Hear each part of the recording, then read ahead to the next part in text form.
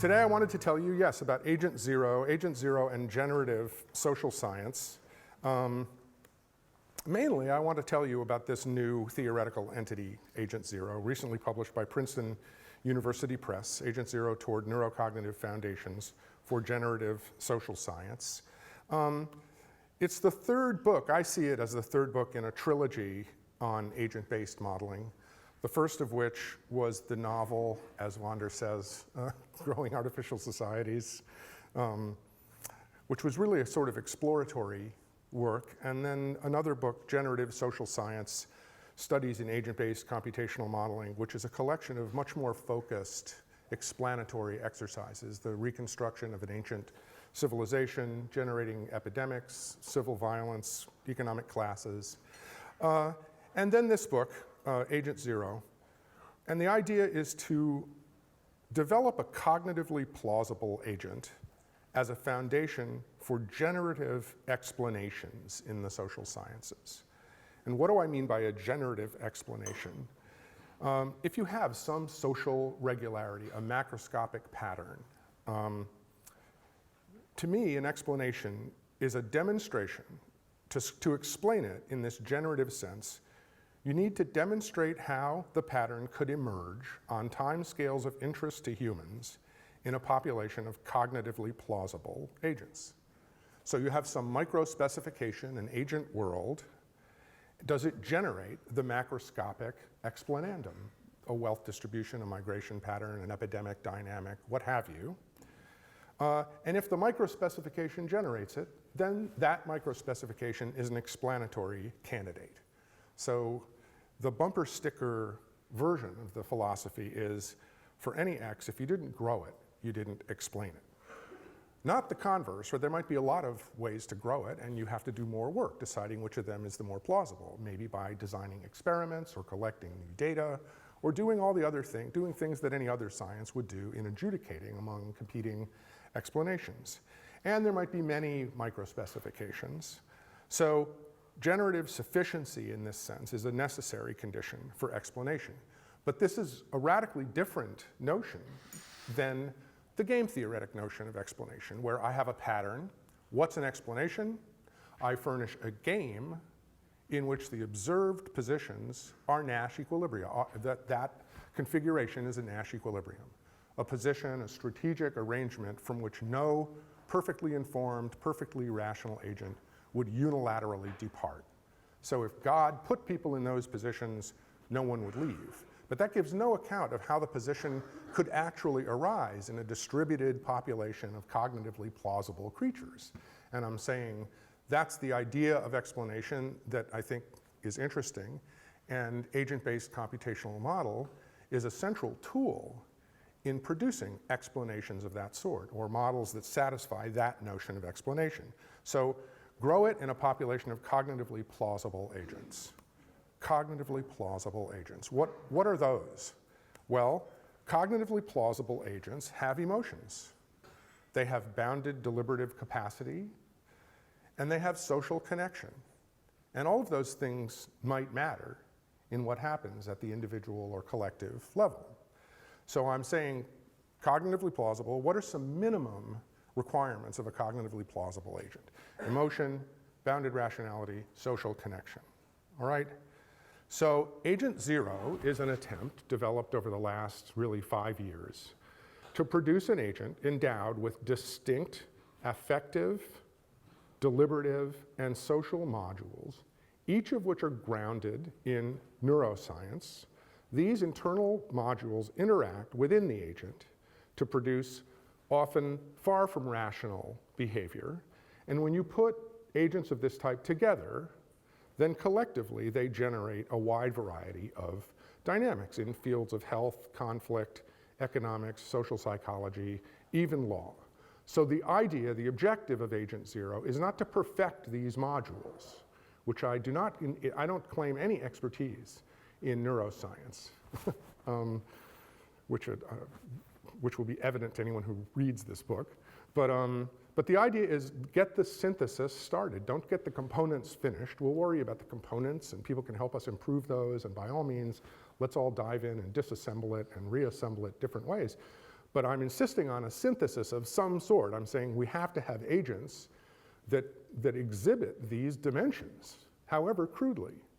So it's a crude provisional synthesis, but it's a formal mathematical one, a formal computational alternative. So there's lots of criticism of the rational actor. You know, Kahneman, Tversky, Paul Slovic, all sorts of people have demonstrated that the canonical rational actor just doesn't look like Homo sapiens. But a pile of gripes doesn't change scientific practice. You have to have a formal alternative. You know, people will say, well, yeah, the rational actor has all these defects, but what do we do instead? And I'm saying, okay, well, you can do this instead. Agent zero is a concrete, operational, mathematical, functioning alternative. Improvable, crude, all of those things, but it's formal. So before laying out the equations that I want to just show you, let's just go to one example to get you, where are we going? What's the big picture of how this thing might work? So taking a familiar, if dark, interpretation, let's imagine agents occupy some foreign land. It's a landscape of indigenous sites. And there's a binary action the agents could take. Destroy my village or not. They're occupying forces. Experience on the landscape produces some disposition to take that action. And in particular, some sites are inactive, benign, friendly. Others are active, fear-inducing. They're attackers, ambushers, what have you. Agents develop an affective, they do associative fear learning on local stimuli. They associate indigenous sites with aversive experiences at a certain point. That's their affective component, and I'll use very simple equations of fear learning to generate that piece. They also take a local sample of what's going on around them. How many people in the neighborhood are actually attacking me? What's the likelihood that a randomly selected person is an enemy? So they have and they make a non-Bayesian relative frequency calculation about that. And that produces their solo disposition to retaliate on their neighborhood. But they're social animals, and they also experience a weighted sum of other agents' solo dispositions.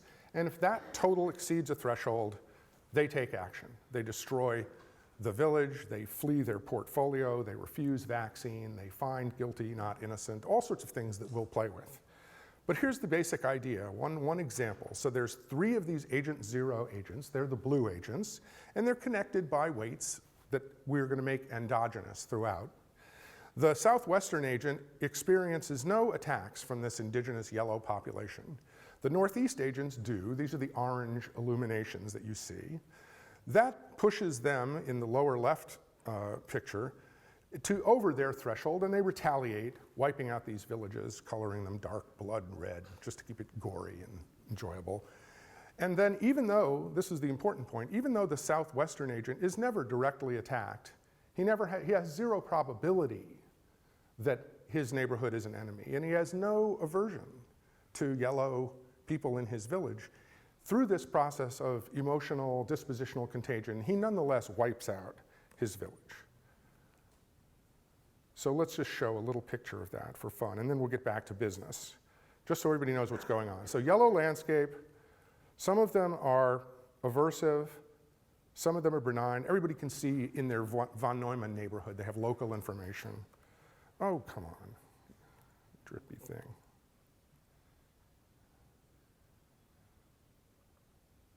All right, so in the upper right, there's ambushes. These guys go berserk, but their berserkness makes the other guy wipe out his village, even though he's never been subjected to any attacks. He joins the lynch mob, but he's never had a bad experience with a black person, and no evidence of wrongdoing by any. All right, so this is the kind of behavior we're interested in. All right, so what's the real setup here? There's a binary action. Flee the snake or don't, raid the icebox or don't, join the lynching or don't, what have you, okay? So when we talk about behavior in this setting, we mean a binary action, 0 or a 1, okay? Agents are endowed with affective, deliberative modules, V of t and P of t. P of t is the probability on relative frequency grounds, V of t is the level of associative fear learning. It doesn't need to be fear learning. It could be disgust. It could be all kinds of other things. So I'm keeping it nice and general. And agents carry weights that are functions of time in their own right. And the person's total disposition to take the binary action is then their solo disposition plus the dynamic weighted sum of the solo dispositions of others. There's a threshold. Every agent carries some threshold. I usually just set them equal. So I think making them different kind of is cheating. You want people to act not because you've arranged different thresholds, but because of other dynamics. And the action rule, keeping things simple, of course, is that you act if and only if total disposition exceeds threshold, right? So the idea, the whole thing is be minimal, be as stripped down and transparent as possible. I find if people ask me, you know, what's your field? The field, I would say, is generative minimalism. Longhand, they're updating their overall disposition, comparing it to a threshold, and acting if they exceed the threshold. All right? And it looks like linear superposition, but it's superposition of very nonlinear components, as you'll see, and it happens to be nonlinear. Okay, now, no one's actual behavior appears in this equation. It's other people's disposition that drive you, not their behavior, and that turns out to be important. The mechanism of action is not the imitation of observable behavior, because the binary behaviors of others don't enter into this. Only the dispositions of others enter into it. And the reason, so we're suspending an assumption, overt imitation of observable behavior. That's not the mechanism. It's the non-observable that I'm interested in. And the obvious problem with imitation as a mechanism is it gives you no account of the first actor. If you're the first actor, there's no one to imitate. No one went before, so there's no one to copy. So how do you get the first person in the lynch mob? And I think just making it noise is cheating. Noise is not a mechanism. So this is a way of doing that. All right, the specific equations, all of this, I should say, on the Princeton web, in the book and on the Princeton website, is everything. There's differential equations, there's Mathematica code. I wrote these things all myself in NetLogo. There's applets, there's source code. All the assumptions. So you can think it's all baloney, but it's replicable baloney from top to bottom. It's completely replicable. And for those who wish to pursue it, there's a very big code base there that's easily used for teaching and research and so on. The specific equations, and again, these are all up for discussion, are the emotional module is a generalized version of a very famous conditioning dynamic called the Rescorla-Wagner model, and I'll walk you through this. I just want to show you a snapshot of it.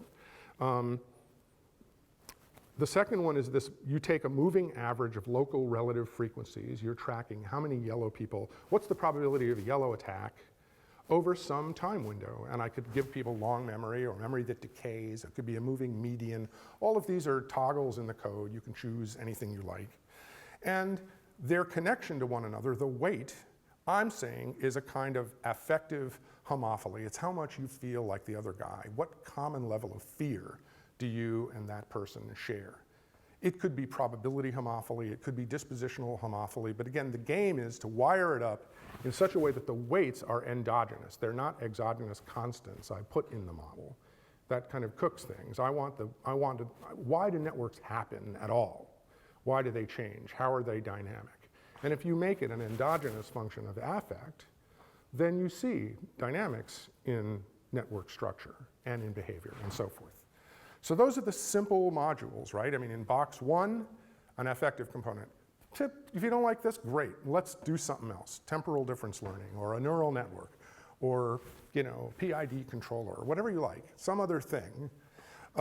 P of t, moving average of relative frequencies. Want to be Bayesian? Great. Want to make some people Bayesian? Great. Let's do that. And the third component, their weights are a strength-scaled affective homophily, but you want to do something else? Great. I'm not wedded to the components. I'm wedded to the synthesis, okay? Or at least the synthetic impulse. There's an ordinary differential equations version, then Mathematica code is all there and the rest of it. The subtitle of Agent Zero, though, is Toward Neurocognitive Foundations for Generative Social Science. And I talk about this a lot in the book, Generative Social Science. What is all this neurocognitive razzmatazz? What am I talking about here? So let's talk about the Agent Zero model in the fear instantiation, okay? Where the emotion in question is fear. Not an easy word to define, and not one I purport to define very carefully, but let's build the model up in that context. Now, obviously, it's centrally implicated, fear, in mass flight, vaccine refusal, financial panic, Salem witch hunt, violence, stampedes, all kinds of things are driven by fear. And one of the areas, one of the complexes in the brain that is at least centrally implicated in this is the amygdala and the amygdaloid complex in general. Again, this is very, very crude. This is all from Joseph Ledoux's work on fear and the amygdala and Elizabeth Phelps and that whole community of neuroscientists. And here are some pictures of the little creature. But the idea is that some of this fear is what Joe Ledoux calls the low road, which is there's a sensory stimulus. It could be from the thalamus, auditory thalamus, or some other sensory system that sends a signal to the amygdala, which produces hormonal, blood pressure, freezing, all sorts of responses of which we're basically unaware. It's automatic. If I throw a rattlesnake in Vonder's lap, he's not going to deliberate. He's just going to freeze. Then he'll deliberate and say, wait a second, that's a toy snake. This was just Josh being difficult. But the initial piece is innate, hardwired, automatic, fast, beyond rational suasion. It's just what happens, and it's evolved to happen. That's a good thing in some connections. And Donald Hebb famously said, neurons that fire together wire together. So this is an associative fear conditioning process, and an example of it, well-known example, is I put a shock cuff on someone's wrist. If I just show Wander a blue light, nothing happens. But if I put a shock cuff on his wrist and then pair blue light, shock, blue light, shock, blue light, shock, after a while, if I just do blue light, I'll get recruitment to the amygdala and all the symptoms of the actual shock. And when this is a strong association, we talk about it as being a conditioned fear response to that stimulus. You have now come to associate the blue light, which initially was neutral, with an aversive experience, the shock, and the blue light stimulates the response normally associated with the shock, okay? And this pattern can be captured by these Rescorla-Wagner equations, where the associative strength, V of t plus 1, the associative strength on Tuesday is just the associative strength on Monday plus a learning rate times the maximum association minus the old learning rate. Okay, so these little equations are the strength on Monday is the strength Sunday plus learning times 1 minus the strength Sunday. And I won't walk you through the arithmetic, save to say that it produces a very classical curve of associative learning and the acquisition of this association.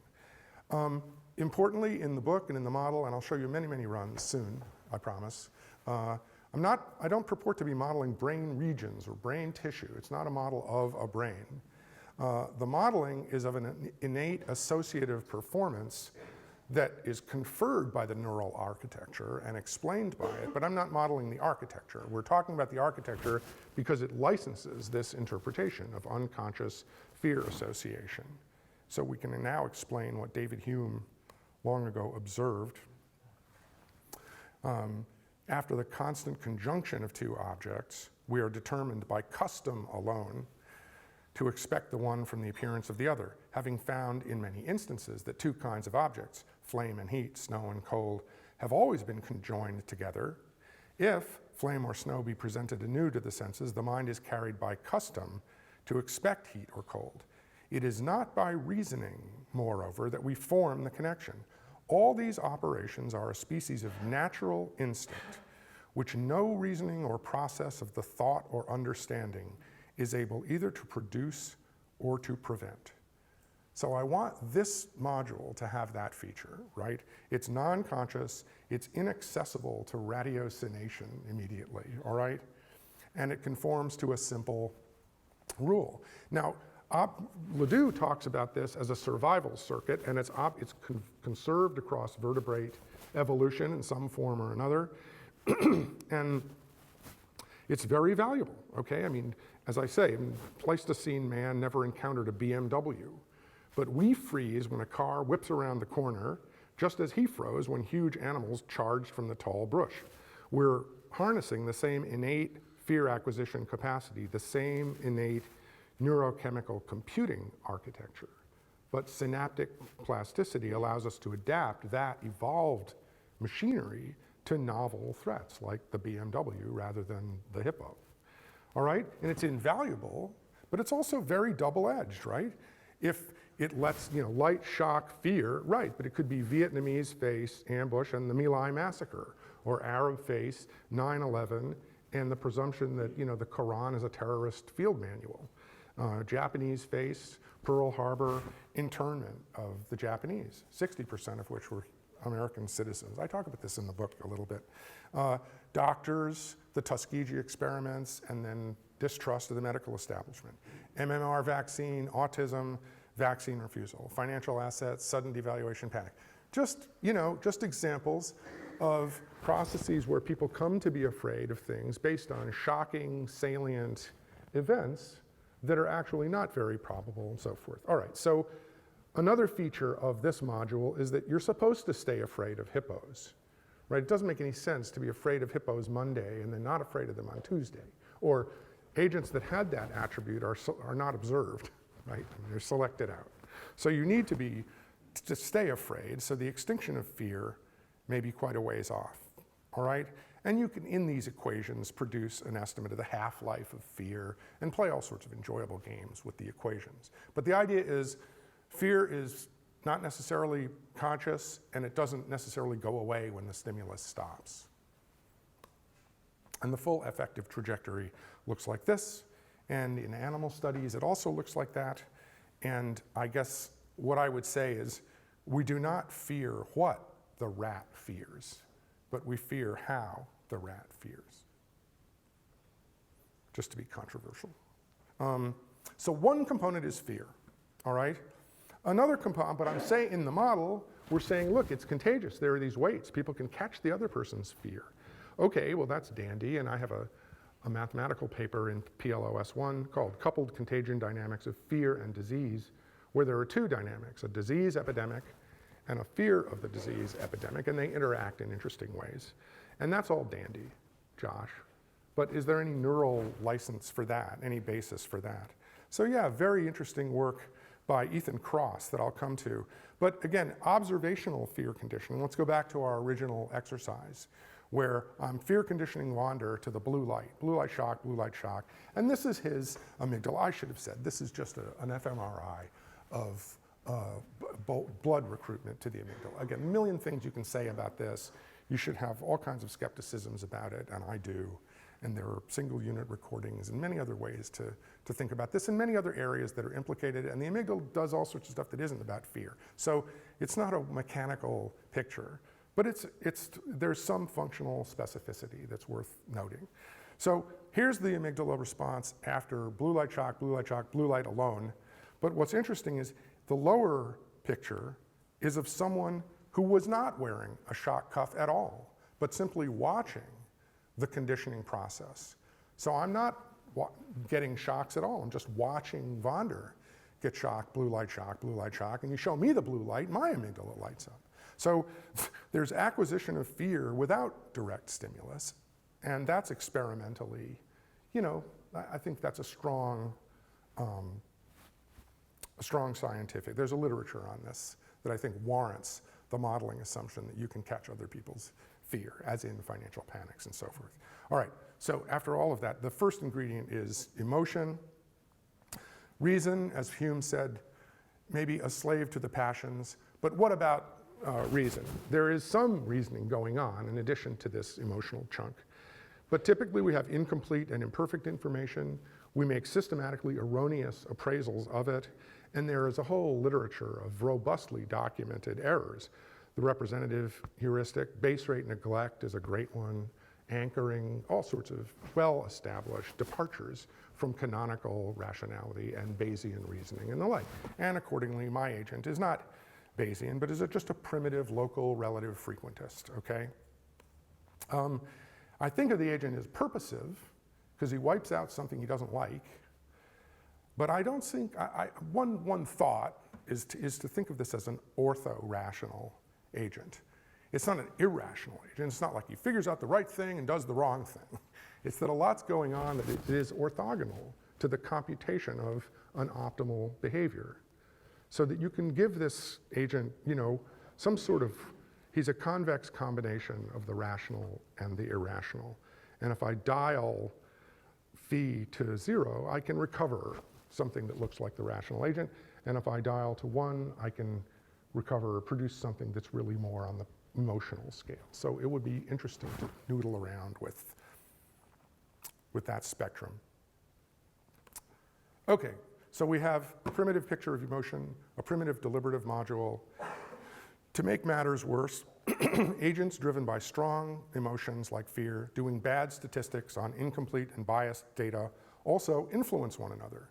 And conformist pressures can then produce widespread convergence on counterproductive behavior, and conformity effects have been documented in many spheres. Again, is there a neural basis for that as a modeling assumption?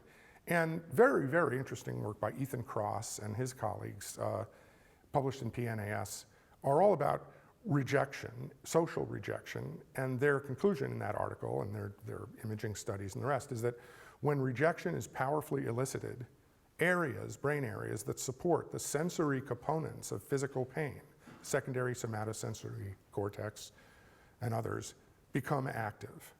And they've done interesting fMRI work. What they put people in an fMRI and they show them pictures of the spouse who left them, the kids who ditched them, the team that kicked them off, the friend that abandoned them, these other things.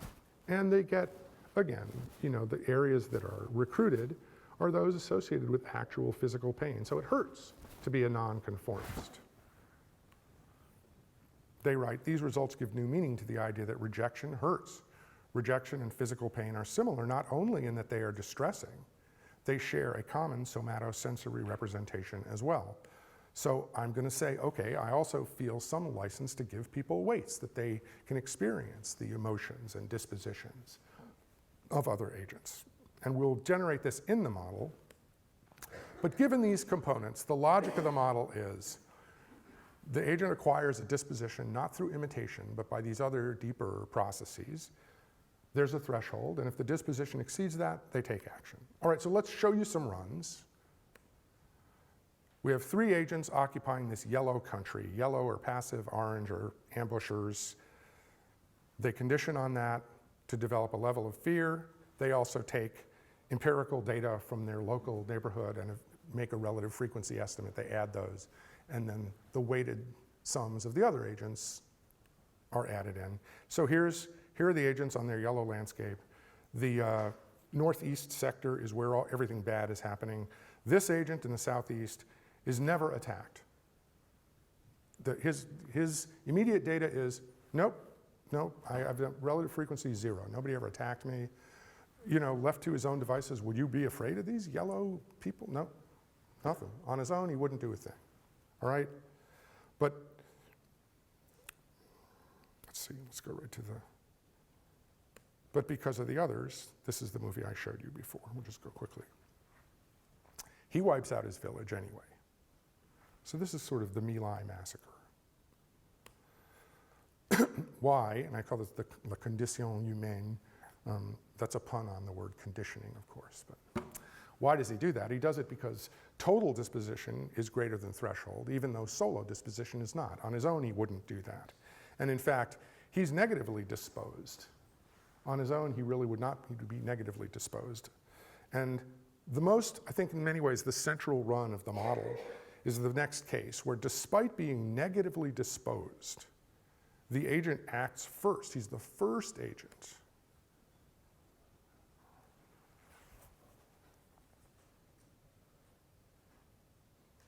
Okay? He's negatively disposed, and he's the first to act. So not only does he join the lynch mob, he leads the lynch mob. And to me, I call all of these computational parables, but I think that's a core parable, that the agent goes first without direct aversive stimulus, and when alone, he wouldn't do anything of the sort. So is it leadership, or is it just susceptibility to dispositional contagion? It's not behavioral imitation, because there's nobody to imitate. He's the first actor. And is he the leader, or is he just the most susceptible to dispositional contagion? And I agree with Tolstoy on this, who wrote, in the book I have a lot of Tolstoy actually, that a king is history's slave, performing for the swarm life. He's got this beautiful writing about the swarm life of man and the swarm history of man. This is an I hope it's an unsettling picture. I think it's rude to read from your own book, but I'm going to do it because it's one instance of reasonably good writing. Anyway, so the overall picture of Homo sapiens reflected in these interpretations of Agent Zero is, I hope, unsettling. Here we have a creature evolved, that is, selected for high susceptibility to unconscious fear conditioning. Fear, conscious or otherwise, can be acquired rapidly through direct exposure or indirectly through fearful others. This primal emotion is moderated by a more recently evolved deliberative module, which at best operates suboptimally on incomplete data and whose risk appraisals are normally biased further by affect itself. Both affective and cognitive modules, moreover, are powerfully influenced by the dispositions of similar, equally limited and unconsciously driven agents. Is it any wonder that collectivities of interacting agents of this type, the Agent Zero type, can exhibit mass violence, dysfunctional health behaviors, and financial panic? He asked rhetorically. All of that is implemented along with many, many extensions and interpretations of the model, a few of which I wanted to show you. Fight versus flight, all sorts of things, economic dynamics. I tried to grow a little toy Arab Spring, jury processes, price dynamics, and so forth. So let's go through a couple of those. One instance I showed you is the fight response, where given the aversive stimulus, you wipe out sites in your neighborhood. But another response could be flee the neighborhood. So here are our three agents. And in this case, one of them is recalcitrant, the upper right one. And they're thinking, man, this is terrible. This is a pollution. These are refugees, okay? This is the refugee crisis, if you like, all right? I think would be a very ripe topic for exploration along these lines. All right, and this other guy really wouldn't leave. He doesn't want to go, but they drag him out. Come on, man, let's get out of here.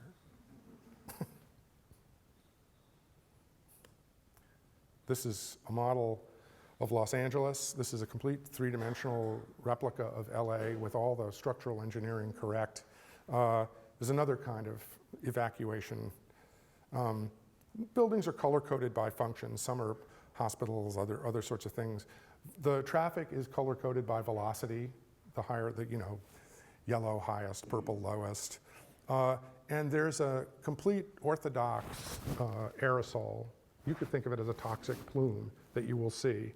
So this is a synthesis of computational fluid dynamics, engineering. All these buildings are actually correct, and their permeativity to this gas is correct.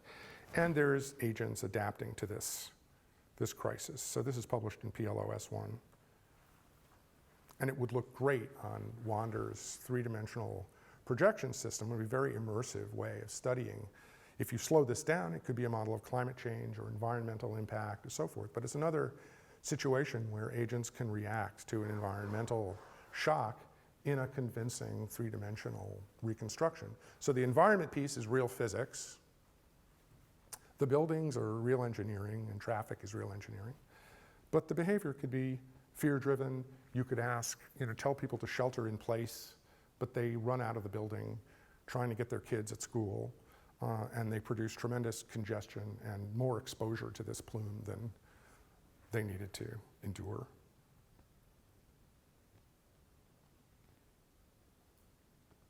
So here's some other views of this.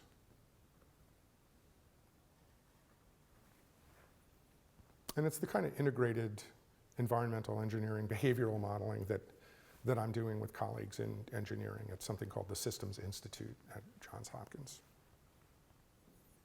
So this is a fertile area to ply our trade and populate these kinds of models with more cognitively rich agents. Here's the upper left is what you saw. Upper right is looking down on this plume as it moves around. Lower left is another view. And then the measure of merit for the whole exercise is number of agents exposed and the level of exposure in parts per million per second. So we compute that as model output. And then under different intervention strategies or evacuation strategies or what have you, you can see the effect in actual exposure to this plume. Okay? So that's one a place where you could now populate a larger, more realistic model with agent zeros. Another area is infectious disease, which I'm happy to say that agent-based modeling really has transformed the way large-scale infectious disease modeling is done everywhere. So I think that's a win for us as a community. Here's a US, run of our US model. This has 300 million individuals. It's correct in its distribution of ages, household sizes, schools. It even has hospitals and things that doctors might care about. And we did a lot of these runs for NIH for pandemic and CDC and the like. Here's a classic run for swine flu on sort of acceptable parameters. Black is healthy, red is sick, blue is you either died or recovered. So you can plug in your own case fatality rate, but they want incidence. So here's a run. This starts in LA also. In my modeling, everything bad starts in LA. Because I'm a New Yorker, so here's one run. And you could say, my colleague John Parker has been the lead software engineer on this. And these run, this a year epidemic, they run in about 10 minutes in parallel Java code that he's developed, and we've published in Tomax. So you can intervene. You can say, oh, what if I wanted to close schools now? What if I wanted to ban flights now? What if I wanted to distribute antivirals now? What's the optimal mix of interventions? And we have a planetary scale model. This has 6.5 billion software individuals. And this, of course, would look smashing on your global display system. And we should think of a way to export this model output to that visualization. Here again is H1N1.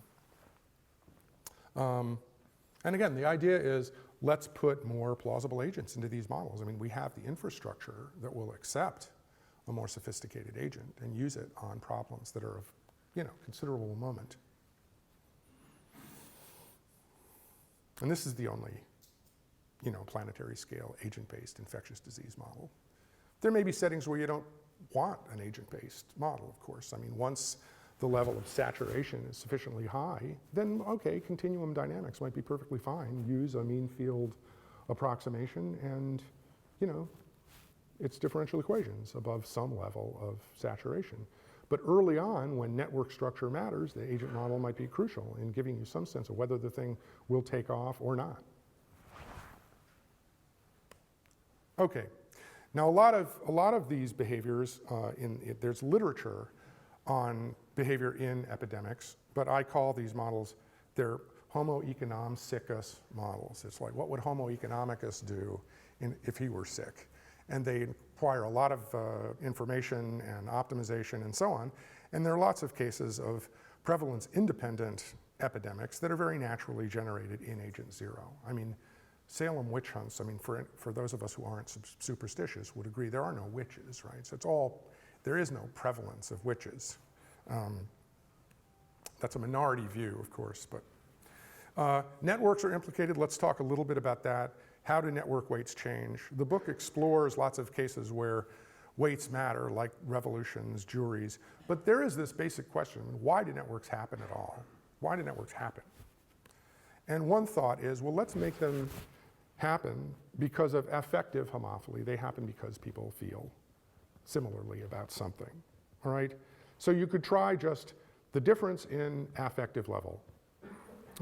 That's not good because it equals 0 when they're identical and strong. You don't want that. So, okay, let's take 1 minus that. That's okay, except 2 duds with passion 0 have the same strength as 2 crusaders with passion 1. Okay, so let's try a strength scaled homophily, which is what I've been noodling around with, all right?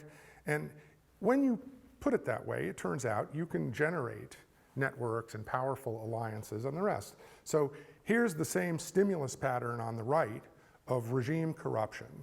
The orange sites are acts of nepotism, terror, vanishings, imprisonment without trial, all the normal stuff. But with no communication, everybody's very angry. Their affect is very high, but their disposition to rebel is low because they don't have any allies. When you let them have freedom of cyber assembly or whatever you call it, then they can generate a Jasmine revolution, as we saw. Again, these are very crude caricatures, but they point to the importance of communication in emboldening people to act on what are in fact their beliefs or feelings. And I think one of the interesting things about the Arab Spring and about Occupy Wall Street and the rest of the things is, excuse me, they're revolutions without any Mao Zedong or Lenin. There's no leader in the classical sense. I mean, they really are much more bottom-up events, and I think that's a stunning and interesting development. Jury dynamics are another one. Here, the landscape is, here's the O.J. Simpson trial. The stimulus pattern on the lower left is just, you're in the public square, you're hearing all sorts of stuff about O.J., you don't know the other blue agents yet, you're just forming your own judgments about his guilt or innocence. Then you're impaneled as a jury, and in the upper right, you get a different stimulus pattern of barristers, all right? And then you adjourn to the jury chamber where you're finally allowed to talk to one another. And what happens, again, this is just a result I think is interesting. Here's phase 1, they're just collecting data. Here's phase 2, and then in phase 3, when they're all together, they unanimously convict, okay? But the history of their feelings and dispositions is this. It's a 90-day trial with 3 30-day phases.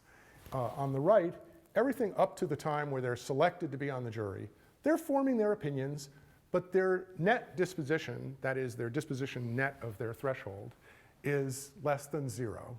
Or it's just, well, no, I think threshold is 1. Okay, so let's do total threshold against, I apologize, total disposition against an action convict threshold of 1. So on the basis of the public square only, they would not convict. None of them would. They're all below 1. Then in the trial phase, they're not communicating with one another yet, and they're hearing arguments now, a different pattern of data, if you will.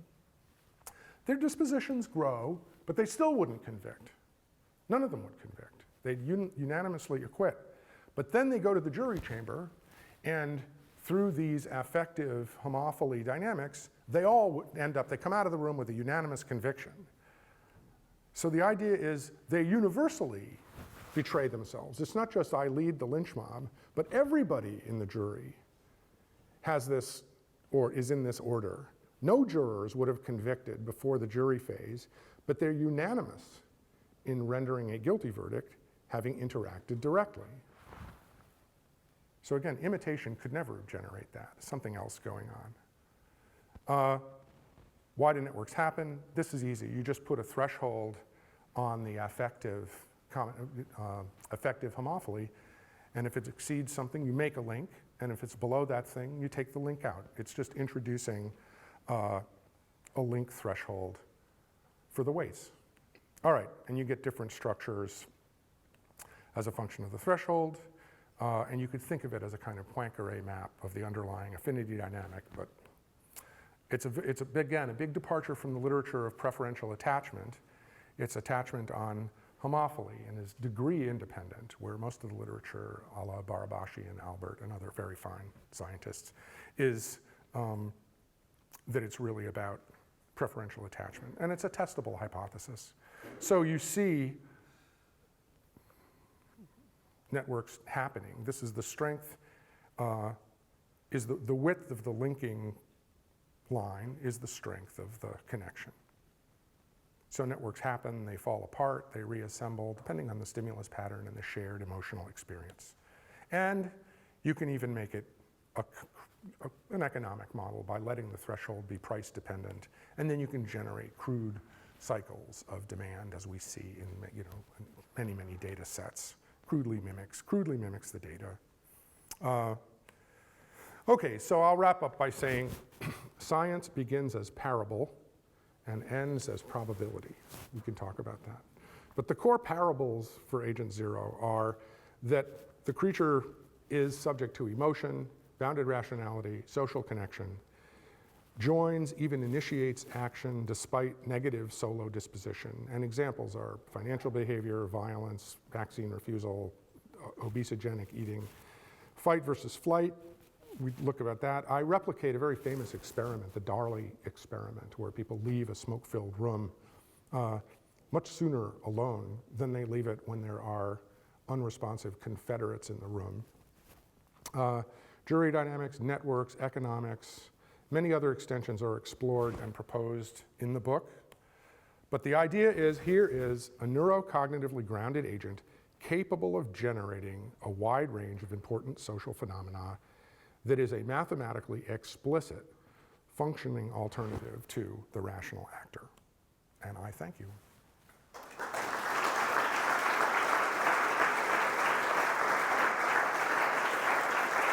Thanks. Thank you.